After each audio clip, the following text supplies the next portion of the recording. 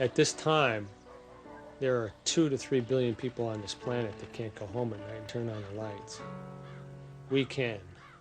The people that can are living in poverty. Tesla saw that there was a division between the have and the have-nots, and he was determined to make electrical power equally available to all people on this planet as a gift. Tesla develops the technology at Colorado Springs to produce astonishingly high voltages and currents. When the switch is thrown, ghostly sparks dance inside the lab, while on the copper ball atop the antenna, thick blue lightning crackles upward over 100 feet into the sky. Thunderclaps are heard over 15 miles away. It is one of the great inventor's crowning achievements, man-made lightning. At Colorado Springs, he had a 56 kilovolt ampere Westinghouse transformer that George Westinghouse gave to him, and it had various taps on it up to 55,000 volts. And through the amplification of this transformer into his magnifying transmitter, he's able to actually blowing up the Colorado Springs, some of the generators in the Colorado Springs plant at a distance of about 25 miles away. Originally it was thought that he generated or used so much power from the utility company that it burned out a couple of their generators. Since then there's been some conjecture that actually he was picking up more energy from the surrounding air at that high altitude, and it was feeding back into the generator, and you cannot feed electrical energy back into a generator, and that's what blew him out. And they wouldn't sell him any more power until he and his assistant went down and repaired the generators. Tesla determines that waves of energy in the Earth can be used to transmit power to any point on the globe.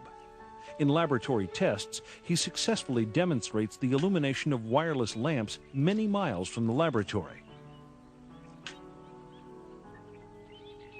But his experiments also produce more ominous possibilities. Alpha waves in the human brain are between 6 and 8 hertz. The wave frequency of the Schumann cavity resonates between 6 and 8 hertz. All biological systems operate in the same frequency range. The human brain's alpha waves function in this range, and the electrical resonance of the Earth is between 6 and 8 hertz. Thus, our entire biological system, the brain and the Earth itself, work on the same frequencies. If we can control that resonance system electronically, we could directly control the entire mental system of humankind. Tesla, aware of the awesome power this aspect of his discovery might unleash, decides to keep it under wraps. With the success of the Colorado experiments, Tesla moves back to New York City. After courting several financial backers, he is introduced to J.P. Morgan, the infamous banker and international financier. Morgan is convinced by Tesla's promise that he can, quote, build a world broadcasting system that will earn millions. Inspired by the earlier works of genius attributed to Tesla, the business-savvy Morgan invests $150,000. Though he must concede 51% ownership in his radio patents to the fabulously wealthy industrialist, Tesla nevertheless proceeds with his construction of the legendary Wardenclyffe Tower in 1900. Wardenclyffe laboratories were built by Tesla to try to prove his dream, his radio transmission of power. First it started off, he told his backers it would be just voice communication, but his real dream was power. Soon thereafter, with Wardenclyffe in the midst of construction, Tesla receives a report that Guglielmo Marconi has successfully completed a trans-ocean radio transmission. Morgan threatens to pull out. Rather than admit defeat, Tesla expands on his original idea for Wardenclyffe, transforming it into the pilot project for his long-envisioned global power and communications system.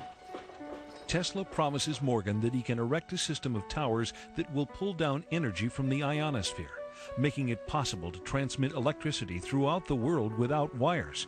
In short, free energy for everyone. Tesla was called a nut because Tesla also said that he could generate without any fuel, without any solar energy, without any wind power, he could generate electrical power, and he did do that. And that was something that the fuel companies didn't want to have happen. He was also able to broadcast electrical power through the air without any wires. And that project was stopped by J.P. Morgan when the commercial consequences became obvious. Seeing no way to make a profit from Tesla's free energy device and convinced Marconi would monopolize radio, Morgan backs off. Ironically, over 40 years later, the Supreme Court of the United States determines that Marconi copied his radio technology from patents already held by Tesla, and that it was Tesla who actually discovered wireless transmission. Some believe that the Wardenclyffe fiasco was about more than just money. They say Tesla himself scuttled the plant out of fear that in the wrong hands, the potential power generated by Wardenclyffe could bring lasting harm to the people and the planet.